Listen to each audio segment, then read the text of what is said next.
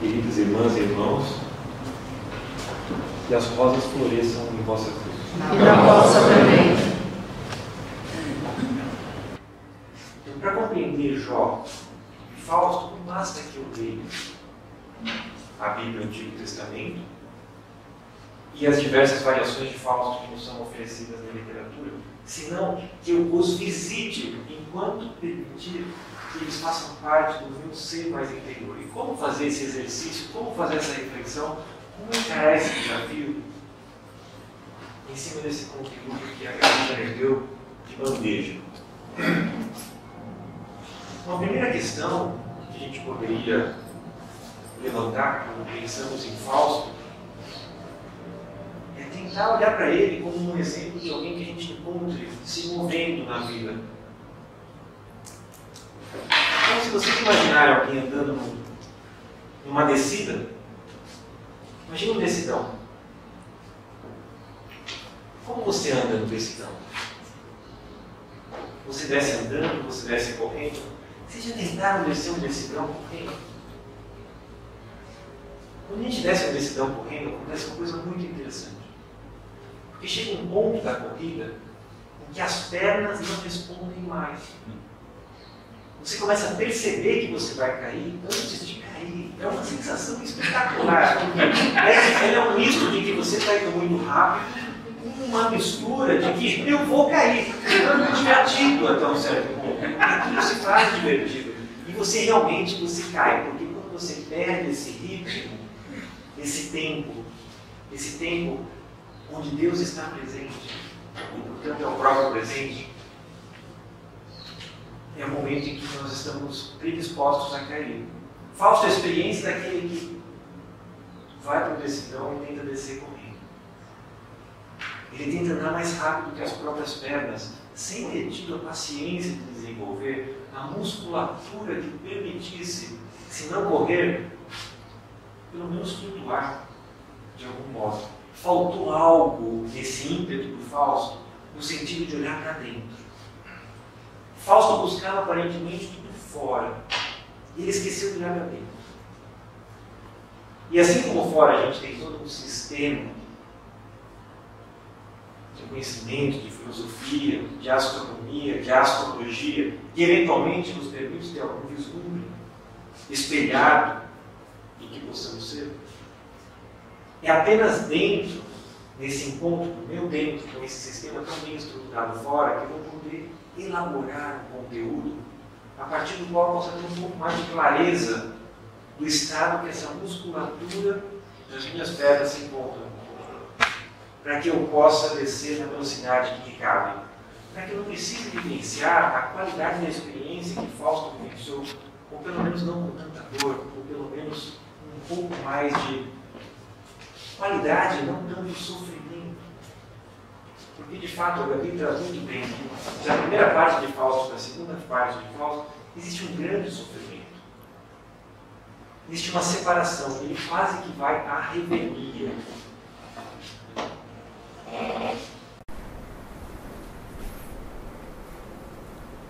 Você mudou o slide. Então, o primeiro convite a gente olhar nesse universo interior é meditando sobre o Sol e o que ele representa enquanto fundamento do nosso ser, enquanto instância organizadora do nosso ser. O Sol não nasceu assim. Antes do Sol nascer, astronomicamente falando, houve um princípio de agregação de matéria, um princípio de incorporação, um princípio que a gente poderia denominar como um princípio de comunhão operando. Quando essa comunhão alcança um determinado estado de aglutinação, um determinado estado de massa, só então o Sol acende. O Sol é como uma vela. Ele se acende no momento, ele já não nasce aceso. Tem todo um processo, assim como a gente é um óvulo e um espermatozoide, o Sol ele é um ser que é gestado também. E num determinado momento ele passa a irradiar luz a partir de si. O Sol não irradia luz permanentemente. Nesse estado de agregação de matéria existe um princípio fundamental que não é luminoso, mas ele é fonte de calor. Existe um grande calor nesse processo interior de aglutinação. E esse calor é sempre algo que acontece quando diferentes partículas, diferentes seres escolhem estar juntos, escolhem se unir, escolhem se aproximar. A partir desse calor, que é um princípio interior, pode acontecer da luz surgir. O Sol é um princípio de calor e luz. A luz é um princípio interessante porque ela permite que a gente entre em relação com a forma. A gente vê a forma das coisas pela luz que se reflete. Então a luz é um princípio externo ao ser e que nos permite entrar em relação com a forma. Mas o calor, ele é sentido interiormente. Então ele permite uma relação de comunhão direta, que está além da forma, que está além da aparência, que permite uma relação pessoal com a essência. O Sol nos dá uma dica, então, em como nós poderíamos nos mover enquanto inspirados nesse princípio. Uma vez que a gente está falando que fora a gente tem todo um conhecimento e que ele pode ser encontrado dentro, de fato, esse Sol pode ser encontrado em nosso interior. Então, quanto de mim é calor? Quanto de mim é luz? Fausto eventualmente procurou mais luz do que calor. E, portanto, ele se afastou de um princípio de comunhão a princípio. Ele estava ansioso por ver, pegar, tatear, a partir de toda a sua metodologia, e, eventualmente, abriu mão do princípio de entrar em relação com, que é o que a experiência temporal, na medida certa, nos proporciona, que a experiência de relação com o tempo nos proporciona. Como eu estou trabalhando o meu Sol interiormente? E a gente sabe da astrologia que o Sol se relaciona ao coração. E na qualidade da minha reserva funcional cardíaca, na qualidade de como o meu ser se sente quando eu faço algum exercício físico, me canso ou não, eu posso de alguma forma ter uma sensação interna de como esse Sol está operando. E se ele é mais luz, e portanto me canso rápido e me resfrio, ou se ele é também calor, e portanto eu me sinto aquecido e não me desgasto. Eu me renovo na medida em que eu me consumo. Quando o Sol é luz, observem que interessante. Ele não porta essa luz para si. Após ele ter acendido, ele abre mão de toda a luz para que aquilo à volta dele possa ser. A minha luz me ilumina ou a minha luz ilumina o meu redor? A luz que ilumina ao redor é solar. A luz que me ilumina já não é tão de qualidade solar, já é uma luz separativa, é uma luz lunar. A Lua já não tem esse princípio de irradiação, senão de reflexão.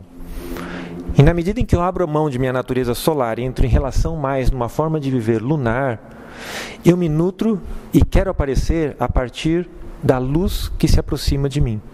Tudo aquilo que eu sei, tudo aquilo que eu quero mostrar, tudo aquilo em que eu quero ser reconhecido, todo o mundo que eu reconheço em termos de aquilo que é melhor ou pior, sempre me tendo como referencial, são formas de viver lunares. A Lua porta a luz de uma forma diferente do que a luz que o Sol nos convida. A Lua, de alguma forma, porta também um princípio lucífero. E quando a gente vê que ela está ligada aos seres ligados a Jeová e uma hierarquia angelical, a partir da qual os próprios anjos lucíferos se dissociaram, nós percebemos qual seria o plano dessas hierarquias angelicais se elas não haviam se dissociado. Que é o plano de atenuar a luz do Sol para que a gente possa chegar até ela sem que os nossos olhos sejam feridos. Também é uma luz que a princípio deveria estar à nossa disposição e não à disposição de si mesmo. Essa relação de Sol e Lua é imprescindível para que a gente não caia na tentação em que Fausto cai. Porque ele quer se iluminar, mas ele não quer iluminar. Ele quer para si. Por mais que ele diz que tudo aquilo que ele trabalhou foi para não ter ganhos para si, ele fez boas ações, boas vontades, e sempre existiu o interesse de autocrescimento. Nunca a gente percebe na obra de Fausto o princípio de que a mão esquerda não veja o que a direita está fazendo. Ele sempre se vangloria daquilo que ele conquista. Como o meu sol casa com a minha lua. Próximo. Aí existe uma terceira instância no interior do meu ser, que é esse ser Marte. Vocês já viram ou já escalaram um vulcão? Nunca? É importante escalar o vulcão. Você escalou o vulcão? Eu escalei o vulcão também. O vulcão Vila Rica, lá em Pucón. O vulcão estava ativo, então perto dele ele faz, né?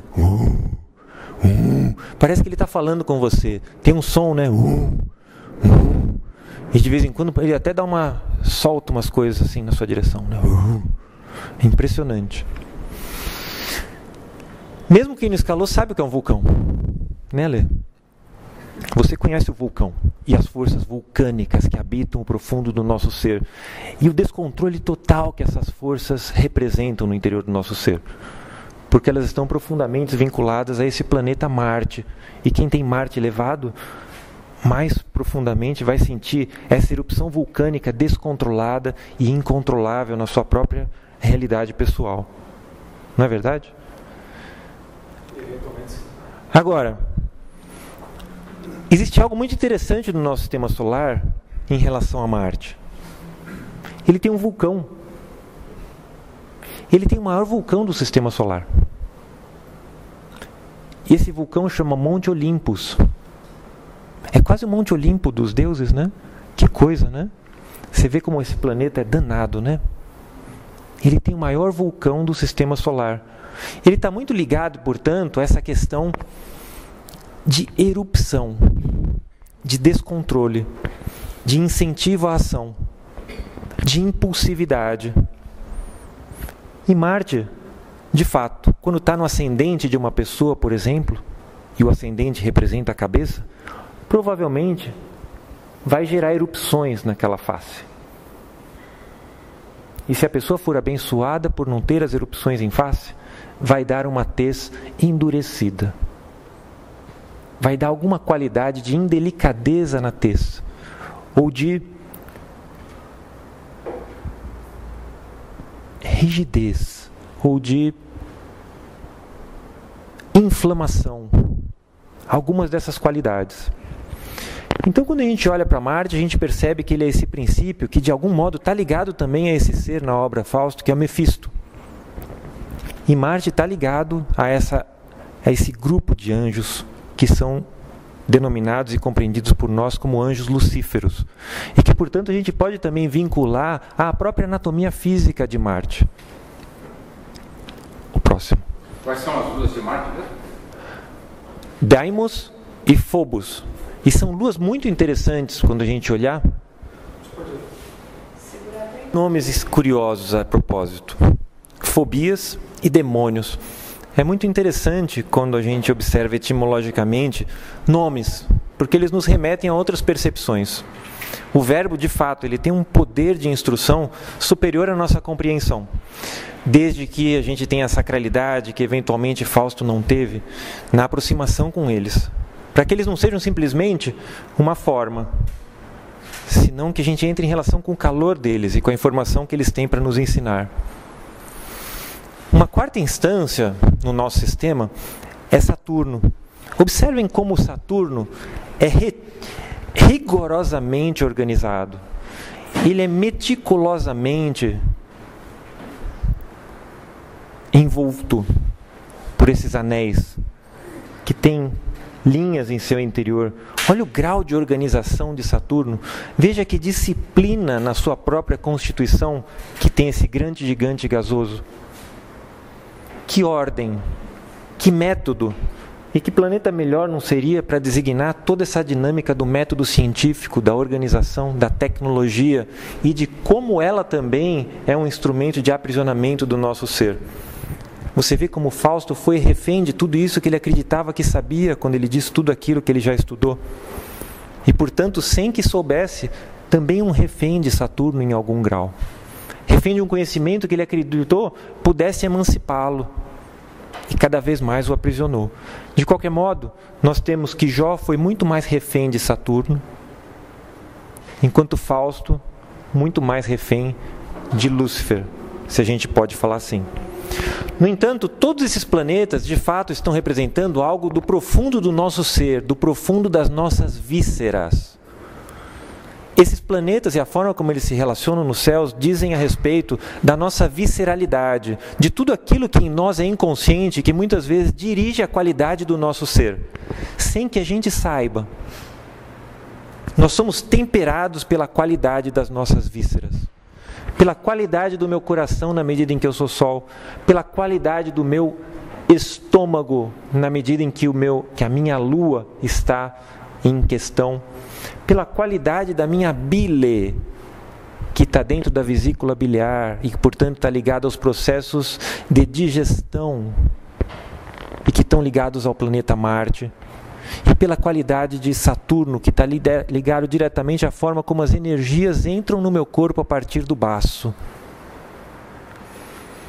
Esses planetas, por mais que eles representem aspectos no céu, e a gente pode entender aspectos psicológicos de uma astrologia, eles dizem também respeito à qualidade da minha forma de estar no mundo. E são as fraquezas nessas relações que vão permitir experiências de natureza faustianas ou de qualidades de Jó, joanas. Próximo. Como escapar disso? Como, na medida em que eu tenho esses planetas, eu posso de alguma forma escapar disso?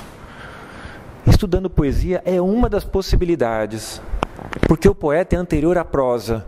A prosa já é forma já é Saturno, e a poesia é uma possibilidade de radiação solar que nos remete a Urano, que está além da forma. Por isso nem sempre a gente compreende a poesia, ou cada um entende a poesia ao seu modo, porque ela tem essa generosidade de entrar em relação com o nosso ser, e não com o nosso intelecto, muitas vezes. Apesar do intelecto ser importante para que a gente possa, ao menos, lê-la. Então, Fernando Pessoa nos ensina que para ser grande é preciso que sejamos inteiros. Que nada nós e nada em nós seja exagerado ou excluído. E que sejamos tudo em cada coisa. E que ponhamos o máximo, que põe tudo que sejamos no mínimo que fazemos. Colocar o máximo de nós em cada uma das pequenas coisas que fazemos. Assim, em cada lago, a lua toda brilha, porque alta vive. Ao invés de sermos luas, sejamos minimamente lagos, para que as luas possam se refletir e que nessa reflexão as pessoas possam se ver sem que nós estejamos presentes. Que a nossa lua também seja um reflexo na medida em que a gente se veja como um lago, sem luz, em disponibilidade para que a luz seja. Eu não sou a luz. Eu quero que a luz seja em mim. Que eu participe desse mistério da luz. Na medida em que eu não participo desse mistério da luz e que eu quero que eu seja a luz, Lúcifer vai ser o meu mestre. Mefistófeles vai ser o meu professor. E ele vai estar sempre ao meu lado. Seja na figura de um cachorro, seja na figura de um grande amigo.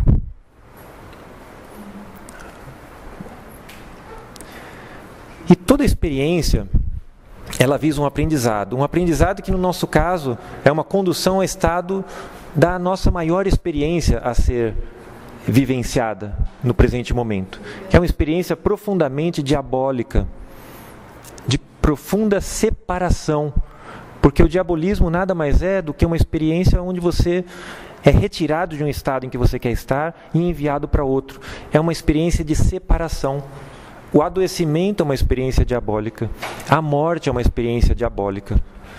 Quanto mais nós estivermos disponíveis para esse processo pessoal de dissolução, menos o encontro com o diabo vai ser trabalhoso para nós.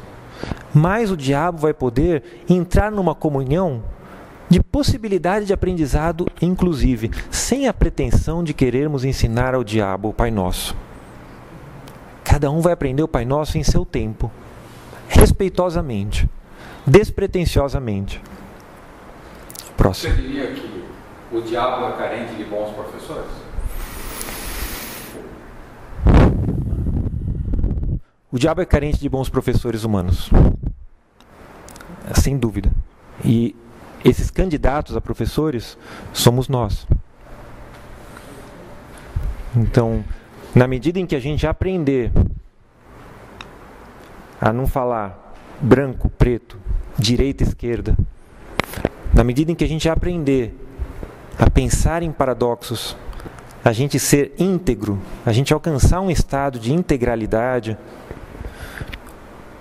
o diabo poderá nos inspirar e ir conosco, ao invés de nos provocar e nos empurrar ladeira abaixo. Esse é o grande desafio. Entrar em relação com esses seres que estão acima de nós, em uma relação de parceria. Não que a gente queira algo deles, mas que a gente esteja dentro de todo esse princípio evolutivo, sendo o melhor que a gente possa, para que inclusive eles possam eventualmente partilhar desse mistério da vida que a gente vive aqui. O diabo existe? Sim. Qual é a dúvida? Estamos aqui descrevendo... Não, estamos aqui descrevendo toda uma mitologia, todo um campo experiencial, toda uma questão que diz respeito a um princípio de forma e a um princípio de semelhança. Toda uma forma que a gente está conduzindo em perceber um princípio de luz e um princípio de calor. E todo um princípio fáustico que para acreditar ele precisa ver. Então ele encarou frente a frente o diabo. Então essa questão que a gente tem, a forma de aprender, do ver para crer, é uma forma muito primitiva de aprendizado. Ou a gente abre mão disso e eventualmente opera no modo crer para ver, ou você vai cair na grande armadilha que ao final da apresentação você vai ver tanto Baudelaire quanto Guimarães Rosa nos adverte. Qual é o grande desejo do diabo? Que a gente acredite justamente que ele não exista. E quando a gente acha que ele não há, aí é que ele há. Então esse questionamento, quanto mais silenciosamente, em oração, em comunhão com Deus a gente puder fazer, menos convidativo ao diabo na nossa vida ele será. Porque esse é o tipo de questionamento que nos coloca numa situação muito complicada. O diabo é um fato. Estamos reunidos aqui hoje para explorar experiências dessa natureza. O próximo. E como que astrologicamente a gente poderia ver isso? Quanto mais eu quero ser eu, de novo, quanto mais eu estou aqui no ascendente, mais eu entro, próximo, mais eu entro em relação de atrito, tanto com o meio do céu, quanto com o fundo do céu, tanto com as tradições terrenas, quanto com as tradições celestes. Quanto mais eu quero me autoafirmar, quanto mais nessa hierarquia de Áries, onde Marte se exalta e, portanto, Lúcifer se alegra, eu vivenciar, mais atrito a minha existência vai apresentar. Quanto mais eu, mais intenso é esse convite faustiano de acreditar que é por ele que, de fato, o conhecimento pode acontecer. E de fato o conhecimento ele só se dá quando a gente consegue abrir mão desse eu e entrar em comunhão com o tu, que é tudo aquilo que Fausto não estava disponível para que ocorresse. Ele achava que ele mesmo poderia arrombar as portas e entrar numa relação pessoal com esse saber. Próximo. E essas próprias forças do alto e da terra estão em constante atrito. E aqui a gente pode ver a tensão que existe entre Marte, porque Marte rege Áries, entre Câncer, porque a Lua rege Câncer, e entre Capricórnio, que é regido por Saturno. Que são esses três grandes pontos que, desequilibrados no nosso mapa, nos predisporão a entrar em relação com as experiências diabólicas. Seja ela doença, seja ela uma morte nas redondezas, seja uma visita pessoal, como a que Fausto teve, e esse caminhar conjunto com Mefistófeles. Próximo. O Fausto, então, ele tinha uma desarmonia nesse triângulo? Provavelmente, ele tinha o olho maior que a boca. A pessoa que tem o olho maior que a boca, geralmente, tem um aspecto tenso. Essa tensão, quando ela for vista por nós a partir de fora, deve ser feita sempre da forma mais amorosa possível. Nunca de forma crítica. Nunca apontando. Porque hoje a gente só pode reconhecer algo porque eventualmente, em outro momento, nós fomos aquele algo. Então, esse reconhecimento tem que ser feito na maior amorosidade possível, para que ele liberte a pessoa e não a aprisione. Porque Fausto nos ensina também. A gente pode se nutrir a partir dele sem precisar passar pela experiência, uma vez que ele se manifesta em obra. Mas o grande convite é sair dessa natureza egóica e alcançar essa natureza que, para nossa referência pessoal, é uma referência solar e, portanto, crística. Vejam o que o Sol faz com esses elementos que são polarizantes, como a Lua, Marte e Saturno. Veja como é o diálogo solar com esses elementos. Sol é regente de Leão. Sol e Câncer se relacionam como um semissextil. É metade de um sextil. É uma tentativa de um acordo. É uma promessa de um sextil.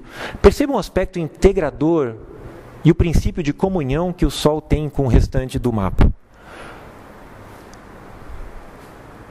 O Sol faz um trígono com o regente de Áries, Marte. Veja como a ação é imprescindível para que algo aconteça. Mas não uma ação à revelia contra, senão uma ação junta. Não uma ação portando a luz, senão uma ação permitindo que a luz flua. E veja só que promessa essa relação do próprio Sol, do princípio solar, com Capricórnio, nesse quincúncio, que é um aspecto profundamente transformador. Quanto mais nós pudermos ser Sol, quanto mais nós iluminarmos Marte, Lua, Saturno a partir do Sol, quanto mais nós conhecermos a relação entre esses astros no nosso tema natal e, portanto, entremos numa relação simbólica com a nossa visceralidade, com as nossas vísceras, com o nosso inconsciente, com aquilo que a gente não controla e que a gente faz sem perceber, tanto melhor serão os nossos encontros, sejam eles faustianos ou de qualidade Jó.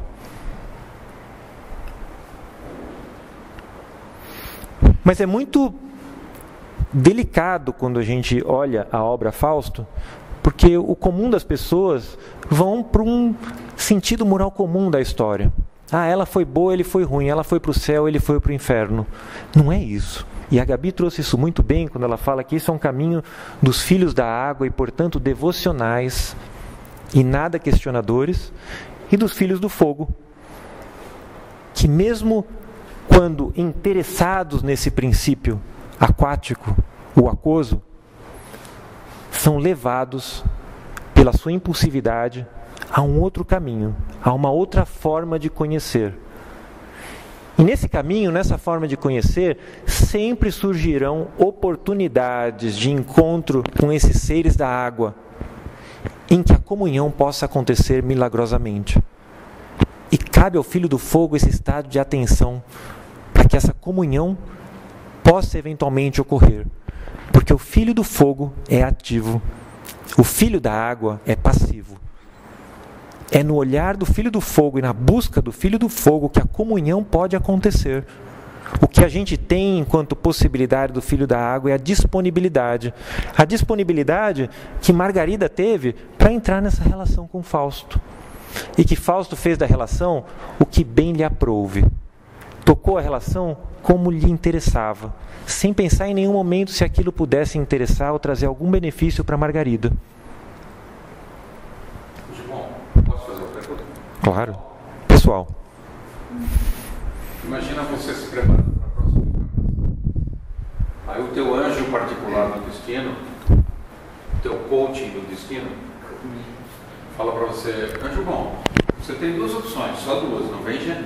Então você vai escolher tudo. Você pode aprender pela escassez, ou você pode aprender pela abundância. Ou melhor, você pode ser Jó ou pode ser Fausto. Qual você escolheria? Olha, eu escolheria o mais difícil, porque eu acho mais divertido.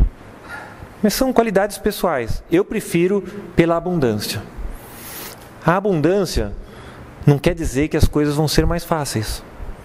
Porque aquilo que a gente entende como sendo a nossa maior graça, pode ser de fato a nossa maior desgraça. Porque o que as pessoas querem hoje? A abundância. Mas para quem a abundância é interessante? Para quem não tem. Para quem tem abundância, é um saco. Porque você tem que pegar a abundância e fazer as coisas acontecerem. E ainda vê um monte de gente incompetente que não está fazendo a sua parte. Ou seja, a abundância te deixa prepotente, te dá a sensação de ser um escolhido ou um preferido, faz com que as pessoas olhem para você como se você fosse algo que valesse a pena. Ou seja, ela te coloca numa situação extremamente desconfortável, que por outro lado, é um belo vento de popa. Esse vento ajuda muito o processo de navegação, desde que você tenha atenção e interesse por essa navegação e por um princípio divino regendo tudo isso. Então você acha que a abundância tem mais armadilhas? Muito mais. A abundância tem muito mais armadilhas do que a escassez. A escassez não tem erro. Está tudo garantido. Não é perigoso que essa escassez conduza a uma falsa impossibilidade? Não. De jeito nenhum. Porque a escassez não é escassez em si, ela é um princípio pedagógico do alto. A escassez e a experiência da escassez nada mais é do que a preparação do humano para que ele crie o espaço de vazio para que a comunhão aconteça. É um esvaziar-se. Quando a pessoa compreende a escassez, ele tem o princípio da empatia e da compaixão instituído no seu ser. Ele vai chorar quando ele for abundante, se um dia ele for escasso. Então não é impossibilidade nenhuma. Não, conduz ao engano. A pessoa pensa que não há possibilidade na escassez. Ela pode conduzir a esse engano. Claro que pode. Porque para algumas pessoas essa escassez não é vivida dentro de uma plenitude, dentro de uma compreensão de que a escassez ou pênia é a própria mãe do amor. Porque o que a gente quer é poros, a gente não quer pênia. A gente quer poros, a gente quer o pai do amor, que abunda. A gente não quer pênia, que é a mãe do amor e que nada tem. A gente não compreende um amor que falta, mas a gente compreende bem um amor que abunda. Porque para a gente amor é só abundância, e não é. Amor é totalidade e nada exclui. Não é simples isso, porque parece um paradoxo, né? Como amor é abundância e inclui escassez? Isso é paradoxal? Não, não é. A escassez é um princípio a partir de onde a gente pode entrar em relação com o outro. Se o outro está tão faustianamente satisfeito, é impossível que a comunhão aconteça. É impossível que ele esteja disponível para que o outro chegue nele, para que a relação eu e tu aconteça, para que o encontro aconteça. Então ele vai ter que ser despertado não mais a partir desse espaço interior onde as coisas poderiam acontecer de dentro, mas a partir de fora, no encontro com a experiência diabólica. Vamos ver então. Então tá aí, Jó e Fausto. Jó e Fausto são esses seres, um mais novo, um mais antigo. Jó é muito mais antigo porque ele já está no Antigo Testamento. E ele tem cabelo branco. Ele é mais experiente. Ele está sentado porque ele está cansado. Fausto é mais altivo. Ele ainda é novo. Ele ainda tem esse ímpeto de fazer porque ele é cheio de si. Ele tem o olho maior que a boca. Fausto é cheio de si. Ele é grande. Ele abunda. Então, esse encontro maravilhoso que a gente precisa prestar muita atenção. Porque se a gente pergunta se o diabo existe, a gente tem que perguntar se Deus existe também. Afinal de contas, os livros sagrados mostram situações de encontro como é. E disse o Senhor a Satanás: observaste meu servo Jó? Se a gente entende que Satanás não existe, a gente vai querer dizer que Deus é esquizofrênico, é isso? Está falando sozinho?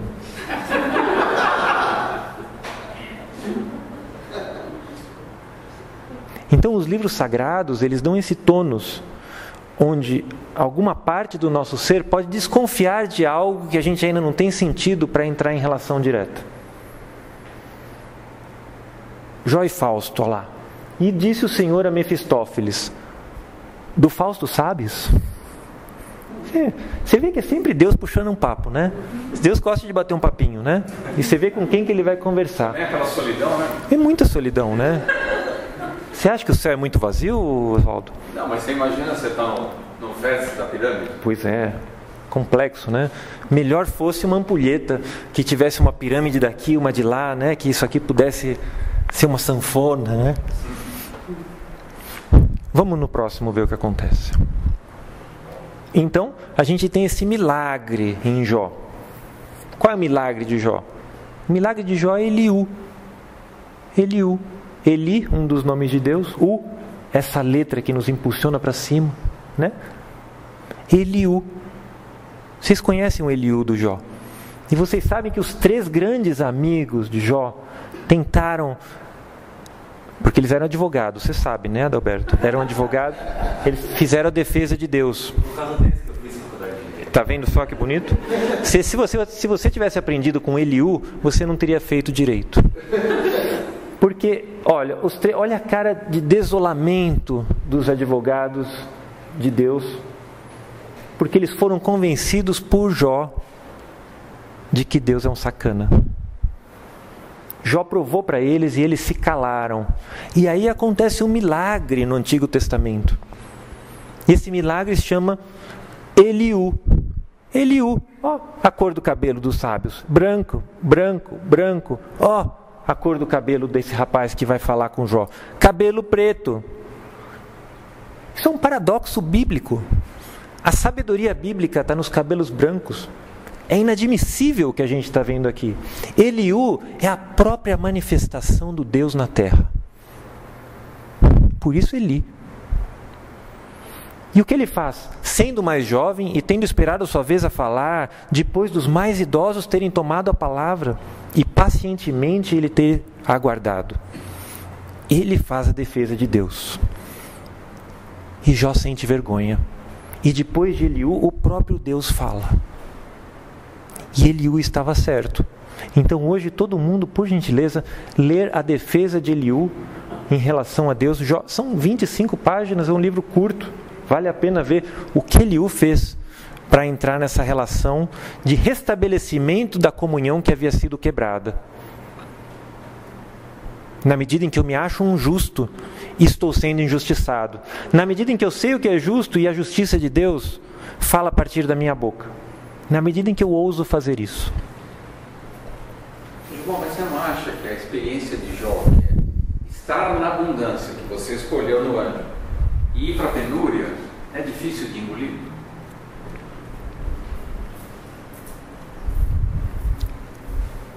É difícil, mas você mesmo propôs, a pessoa escolhe. A pessoa escolheu. Como vai ser, você não pode escolher. Você escolheu aquilo e você só pode ver como você vai se portar naquilo. Porque você escolhe a experiência. Como ela vai se apresentar, a gente nunca sabe. A questão é estar de prontidão para entrar em relação com o melhor do que nós somos, com o que a vida nos convida. Você acha que é possível para o ser humano, então, na melhor das hipóteses, passar pela experiência de Jó e falar graças a Deus? Acho. Nada é impossível. Nada é impossível. Ô Ricardo, se você na posição de Jó, a pessoa dele, o que você faria? Isso é impossível. Não dá. Veja. Sem comer no deserto. Veja, se eu estivesse na situação de Jó, perceba, nós estamos na situação dele na medida em que a história dele chega a nós. A gente pode aprender a partir dele, já com o resultado em mãos. Nós somos Jó. Ler Eliú, então. Tem que ler Eliú. Leia Eliú, que fala no final, um pouco antes de Deus. Ninguém está falando que a experiência de Jó é fácil e que ninguém aqui provavelmente quer passar por ela. Mas nada é impossível. Mas a Deus nada é impossível.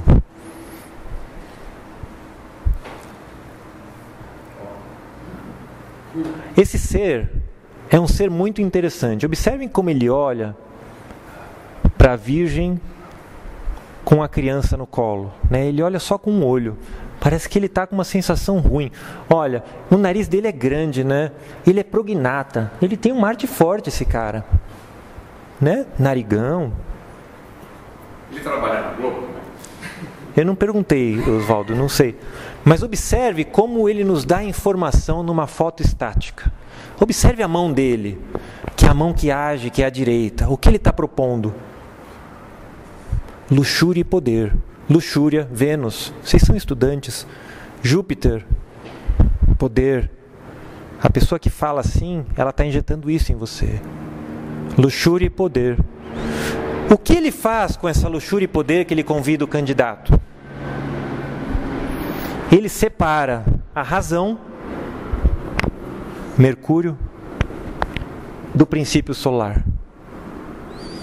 Ele percebe na fala de Gabi que a razão humana é fraca. E é lá que ele atua, separando a razão do princípio solar. Ele nos assola na medida da nossa ignorância e da nossa irracionalidade. Porque em algum momento nós nos tornamos irracionais. Não pergunta que eu não sei que momento é esse, Oswaldo, por favor. Quem és então? Então Fausto se interessa por ele, quer saber quem ele é. Quando a gente se interessa por alguém, a gente quer saber quem é. Sou parte da energia que sempre o mal pretende. E que o bem sempre cria. Curioso, né? O mal trabalhando a favor do bem. E consciente disso, ele não está dizendo que é um mal. Ele está se mostrando como um estimulador do estado de bem, a partir de uma qualidade de recurso que é o exercício do mal. E depois, vamos ver. E aí ele se define com mais clareza. Parte da parte eu sou. Você vê, ele não é integridade, ele é parte. Por isso ele é uma queda. Ele sai da comunhão para se apropriar de algo. Ele quer portar Lucifer, Fósforos, porta a luz. Ele sai do princípio de comunhão para ser um ser individual. Parte da parte eu sou que no início tudo era. Parte da escuridão que a luz nascença dera. Parte da escuridão que a luz nascença dera. A luz nasce da escuridão. Gilberto Gil, não é? A luz soberba que ora em brava luta, o velho espaço a noite mãe disputa. Puxa, vocês estão vendo isso? Olha a lua cheia. A gente sempre fala isso, olha a lua cheia. Não tem luz na lua cheia, mas é uma luz que ela se apropriou. Olha em volta da lua cheia. Não tem escuridão? Não.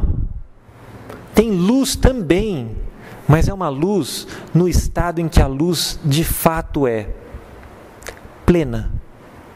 Há disposição para que algo possa ser luz em vibração. Que a nossa luz seja luz em vibração, silenciosa, que aqueça e que se aproprie o mínimo possível, se for necessário que em algum momento a apropriação se faça justificável. Tem de falhar, porém, por mais que aspire à empresa, ele sabe que ele está condenado a falhar. Já que ela adere aos corpos presa, ela não fica presa na lua, ela não está presa em vocês, por isso eu os vejo. dos corpos flui. Beleza aos corpos dá. Permite que a gente entre em relação com a forma. Um corpo impede-lhe a jornada. Ele está mostrando o aspecto da separatividade, do qual ele é referência maior. Porque ele portou a luz e, portanto, ele pode falar a respeito dela, na medida em que é portador. Creio, pois, que não dure nada. Duração. Portar a luz implica em duração. Implica em sair da relação viva com o tempo. O tempo, Saturno, são as mãos de Deus. Saturno são as mãos de Deus, não o corpo de Deus. O tempo é parte de Deus e não Deus em si. Deus é transsaturnino, transcende a forma, não é apreensível, talvez vivenciável. E é com os corpos que perecerá. Perecerá. Tem fim.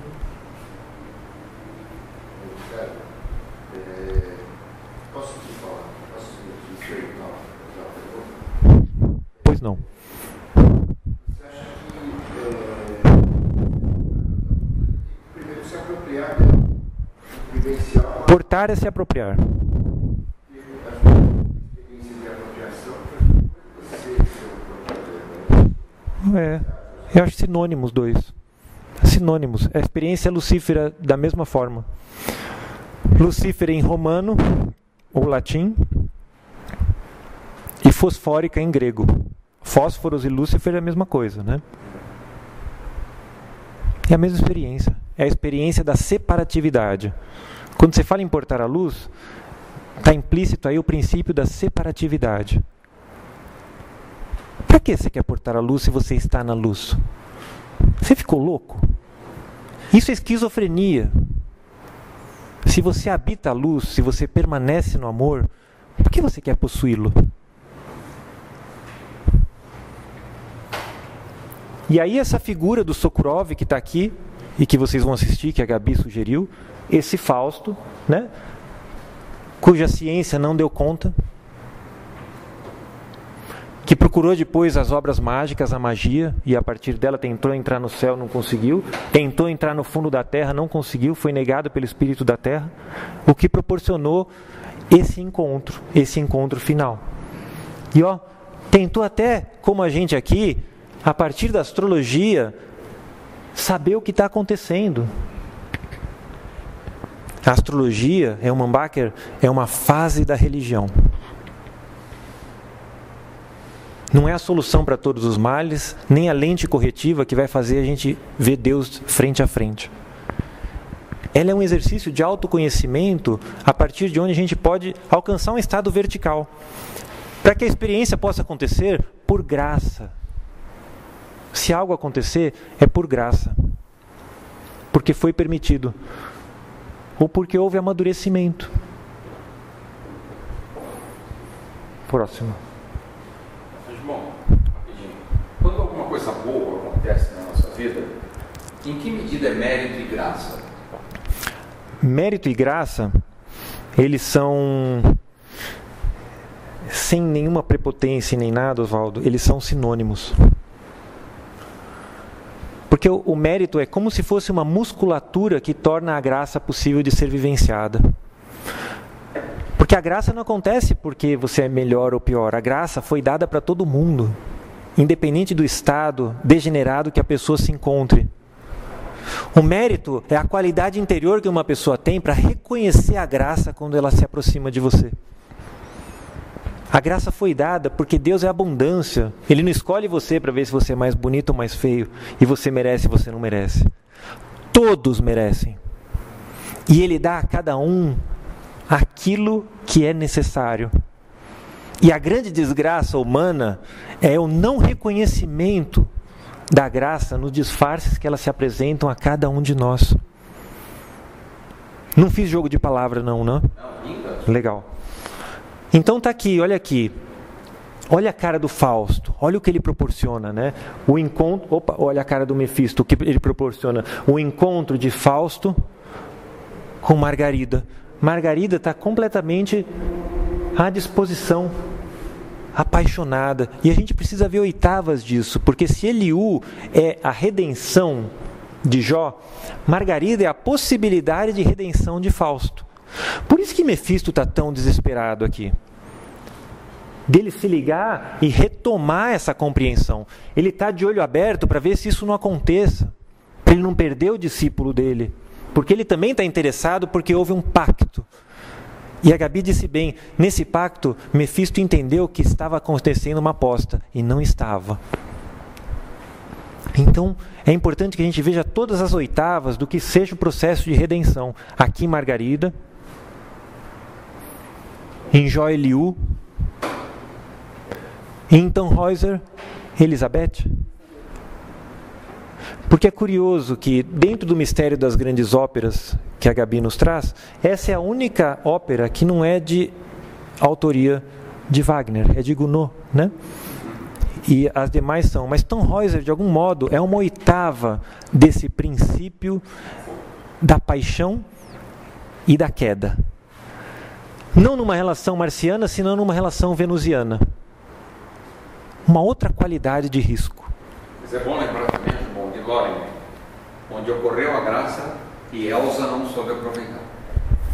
Você percebe como a graça vem e como às vezes ela te faz uma condição mínima que você não revele meu nome, que eu não posso revelar o meu nome a você. E é justamente aquilo que nos é pedido, aquilo que a gente não consegue fazer. Olha, você pode comer todas essas árvores, mas menos essa. É essa que a gente quer. Então, reconhecer a graça é a possibilidade de um exercício pessoal de respeito ao outro, de respeito ao tu, de perceber o tu e a necessidade desse outro tu ser. E para que esse outro tu possa ser, muitas vezes, existe a necessidade imprescindível de um estado de ocultamento, que é a mesma história de Eros e Psique. Ele pede para que no escuro ele não fosse visto. Ela insiste porque insiste de acender a vela e cai o raio do pingo de cera no braço do cara, o cara acorda. Você acredita? A gente insiste em todos os mitos a colocar os pés pelas mãos, a todo momento. Né? Então reconheçamos que muitas vezes numa solicitação do tu está o grande mistério da graça. E esse respeito é o que dá a nós autoridade para a experiência de proteção, ou pela experiência de elevação. Aproveitando, João, a proibição que vira uma tentação irresistível, eu acho que um dos piores é o Orfeu e Eurídice. Sim. Pô, o Orfeu foi até o inferno. Isso dói demais. Essa história dói demais. Trouxe Eurídice até a superfície. Chegando na superfície, ela também não aguenta e não cumpre a promessa. E põe tudo. Essa história dói demais. Que coisa, né? Mas ela mostra pra gente que a gente não pode se acreditar digno de ajudar o outro. A gente pode fazer o nosso melhor, mas querer mudar o destino do outro é algo muito complexo. Você vê que a natureza dela não permitia que ela saísse de lá. Às vezes a gente quer transformar o outro, né? Porque a gente acredita que o amor pode fazer essa transformação. E esse mito demonstra que não. O amor, tudo pode. Esse amor não conseguiu. Talvez não era sublime. Que amor é esse? O de possuir o outro? O de querer estar com o outro? Por que não o amor de perceber que o outro pode ser e que o outro é? Essa necessidade de possuir a semelhança da luz, seja o amor, ou seja qualquer instância mais sublime de possibilidade de comunhão, geralmente ela está vinculada a um princípio de perda, de queda. Porque se o encontro puder acontecer, ele está garantido. Ele está garantido.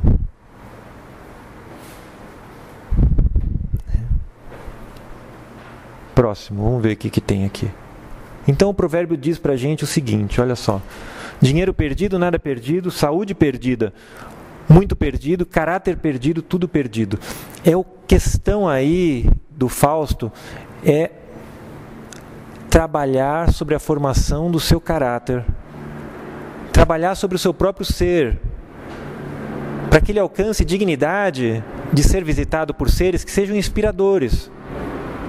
E não barganhentos. Próximo. Essa diferenciação fundamental que muitas pessoas inadvertidamente veem como sinônimo, que é o sucesso e a felicidade. Tem pessoa que acredita que a felicidade é ter sucesso. Mas felicidade e sucesso são palavras assim...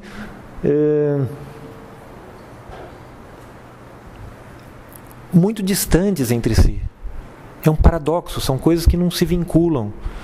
Porque sucesso está muito relacionado a conseguir o que eu quero. Esse é o sucesso. Por isso você pode falar que Hollywood é o sucesso. Porque você pode possuir e ser possuído.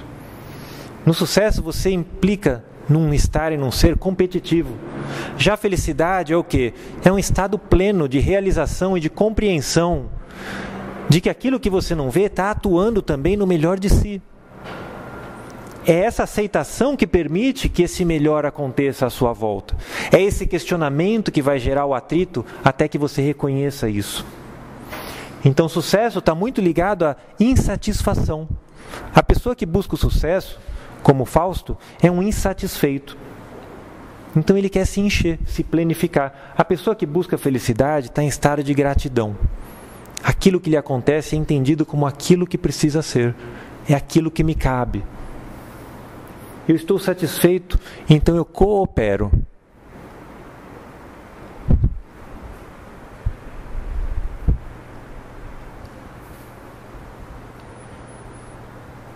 E aí é fundamental que a gente perceba de novo a importância dessa visceralidade, dessa parte inconsciente que muitas vezes nos comanda. Personalidade eu vejo. Visceralidade, essência, eu não vejo. E a construção de fato que nós somos convidados para não adentrar uma experiência faustiana é a construção da nossa essência. Aquilo que a partir de mim irradia. A semelhança do iceberg. Personalidade se sustenta porque existe uma essência que permite isso. Se eu trabalhar sobre a personalidade e atrofiar a minha essência, parte da personalidade naufraga para que a lei da natureza se mantenha. Existe uma lei que fala, a parte maior é invisível. A parte menor só é visível. Mas se eu não cuidar da parte maior, a parte menor afunda. Minha vida é uma desgraça. E é bonito, volta um pouquinho, professor. Nessa imagem, uma outra analogia bonita, né? Acho bom. É que a parte de baixo é menos densa que a de cima. Inacreditável, né? Como uma parte menos densa pode ser tão mais consistente em termos de função, né? Quem sustenta geralmente não é visto, né? Nossa parte é essa, é mergulhar nessa região visceral, inconsciente, desconhecida, inominada, para que quando a gente retorna para o mundo das formas, aonde a gente possa nomear as coisas, a gente traga também a semente daquele único que somos. É essa semente, é essa parte que nos cabe, que eventualmente nos prepara, nos prontifica para entrar em relação com o saber, não de forma desafiadora, senão de forma essencial. Não de forma onde eu me comprometo com a minha própria alma, mas de forma onde eu sou convidado por alguém que dignamente possa me conduzir. Esse amadurecimento que Fausto não teve, que o faz refém dessa qualidade de ser. E aí é fundamental para quem não tem musculatura, estômago, intestino, para entrar em relação com Fausto, que entre em relação com a literatura, que a partir de vários autores nos convida a entender essa dinâmica diabólica na experiência cotidiana? Pode. Guimarães Rosa faz isso em Grande Sertão, Veredas. É um tratado sobre o diabo. E como ele eleva Riobaldo e também engana Riobaldo nos seus encontros. Primeiras histórias, está cheio de história de anjo. É muito interessante ler a contraposição de histórias de anjo com histórias de diabo. E ver o modus operandi de cada um deles. A partir da onde a luz opera. E como é a luz do anjo. Um moço muito branco, em Primeiras Histórias, conta muito bem o que eu quero dizer. Aquele moço branco não abria a boca onde ele estava, mas todo encontro que ele tinha transformava aquele que estava à sua frente. Essa de Queiroz, o Senhor Diabo, essa de Queiroz, lê em português, não tem nem problema de tradução, porque quando se traduz o alemão para o português é um desafio. Machado de Assis, a Igreja do Diabo, que a Gabi falou, mas tem que ler também, Gabi, o Anjo Rafael. O anjo Rafael apareceu justo no dia em que ele ia se suicidar. Por acaso ele manda um emissário e pede para ele vir até a casa dele. Ninguém sabe que ele é um anjo. E quando ele se diz anjo porque ele se mostra, ninguém acredita, porque ninguém acredita mais em anjo. Se ninguém mais acredita em anjo, tudo bem, não tem nenhum problema, mas o que ele faz persiste. Continua acontecendo, independente da gente acreditar ou não. Se a gente acreditar, a gente entra numa relação de saber de outra qualidade. Se a gente não acredita, a gente fica para trás. E pode necessitar futuramente de pactos indesejáveis. Naquela série aqui de Maria, também não tem uma relação de Maria com o diabo? Pô, você já viu os slides, Oswaldo? Você está se antecipando? Álvaro de Azevedo, Macário.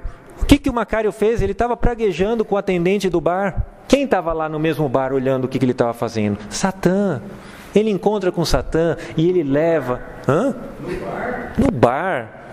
O cara estava no bar, Satã estava lá e ele convida Macário a fazer uma viagem por uma cidade maravilhosa, que é a São Paulo Antiga. Uma São Paulo onde havia prostituição e que Satã leva Macário a conhecer todos esses recantos. E enquanto isso tem discussões profundas sobre a morte e o amor, que são irmãs em algum grau. Até foneticamente a gente é quase convidado a isso. Saramago, em Caim, ele faz um tratado para a gente, revisitando o Antigo Testamento com uma qualidade crítica que precisa ser conhecido pelo estudante.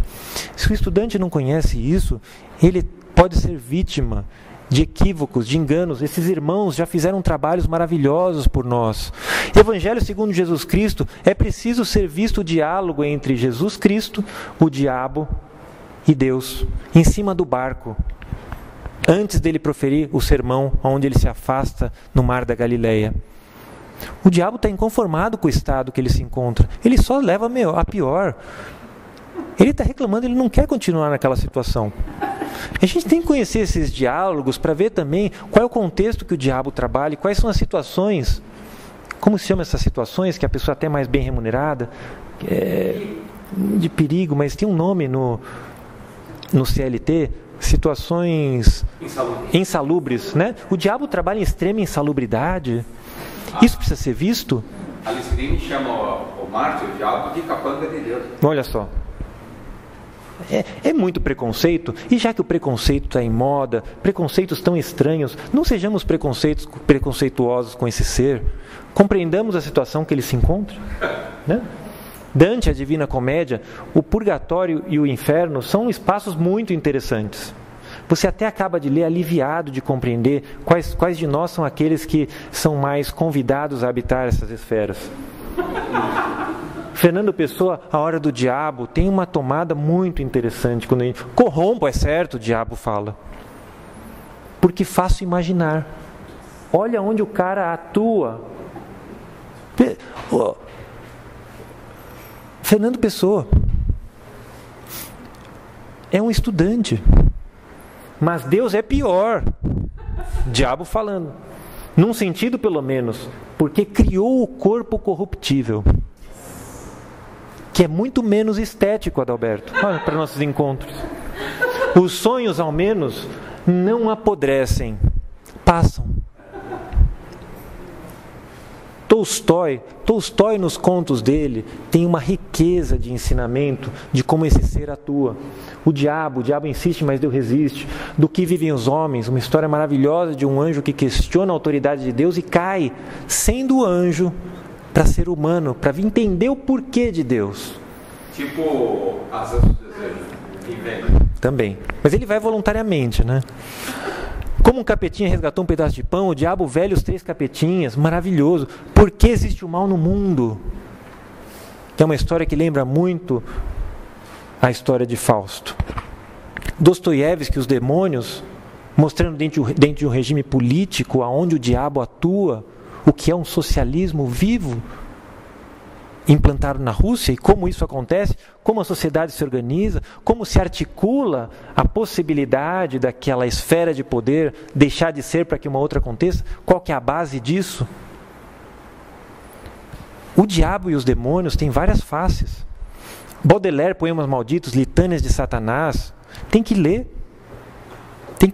São irmãos gêmeos de Fausto, Paulo Valéry, meu Fausto, tem outros Fausto, Paulo Valéry. Tem o Fausto também do Thomas Mann, né? William Blake, Casamento do Céu e Inferno.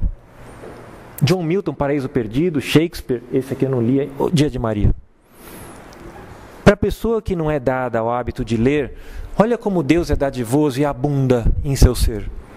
É inacreditável o que se faz. Hoje é Dia de Maria, você pode sentar e assistir no projetor. Você pode projetar na parede e assistir. É maravilhoso, um seriado brasileiro, onde Luiz Fernando Carvalho, Luiz Alberto, olha quanto Luiz. Imagina se não vai ter diabo num negócio que tem Luiz. Né, Luiz? Nossa, Luiz de Carvalho, né? E tem Sofredini, ou seja, o diabo ele tem toda uma questão de recrutar os seus atores com uma maestria inacreditável. Né? E o que acontece com Estênio Garcia? Ele visita essa menina, que é a Maria, na sua vida e vai mostrar o que é ser tentado. E não só ele compõe um grupo de 7 diabos que atormenta essa menina durante todo o filme. E vai mostrar como que as tentações podem apresentar diferentes faces. Imperdível. Precisamos fazer esse exercício. Próximo. O filme O Coração Satânico, o Robert De Niro, que faz música, o nome dele é Louis. Louis Cypher. Louis Cypher. E o cara não se toca. No fim ele começa a se tocar. Louis Cypher. Aí ele se toca, né? Gente boa. Olha essa questão que o senhor bem colocou em outro momento. Olha o que como Baudelaire responderia para o senhor. A maior astúcia do diabo é persuadir-nos de que ele não existe. Olha como Guimarães responde para a gente. O que não é Deus é estado demônio. Deus existe mesmo quando não há. Mas o diabo não precisa de existir para ver. A gente sabendo que ele não existe, aí é que ele toma conta de tudo. O diabo existe? Próximo. Sintetizando, não dá para não acabar uma proposta, um convite, que não com esse pensamento. Então, eu me perdoo se às vezes eu sou repetitivo, mas eu acho que realmente a síntese que essa reflexão traz é muito valorosa, né? Semeando um pensamento, eu colho uma ação. Mas eu estou pensando de fato? Sou eu que estou pensando? Se eu tenho uma mente que está em estado gestacional e que eu tenho toda uma hierarquia de seres, será que eles não estão me utilizando?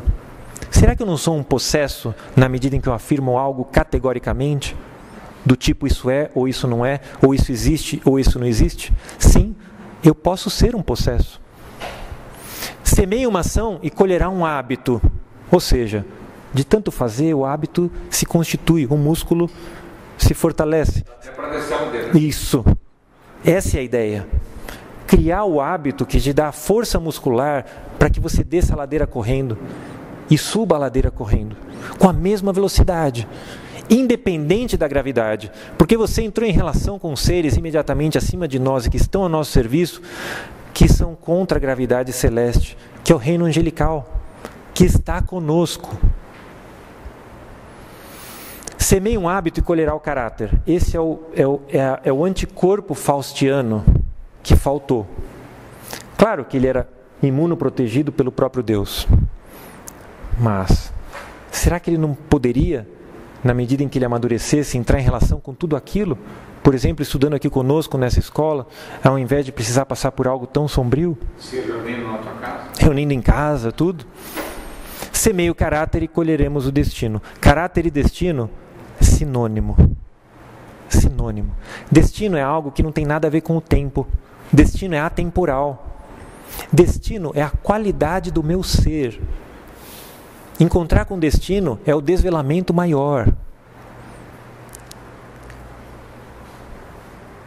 Obrigado pela atenção e que as rosas floresçam em vossa cruz.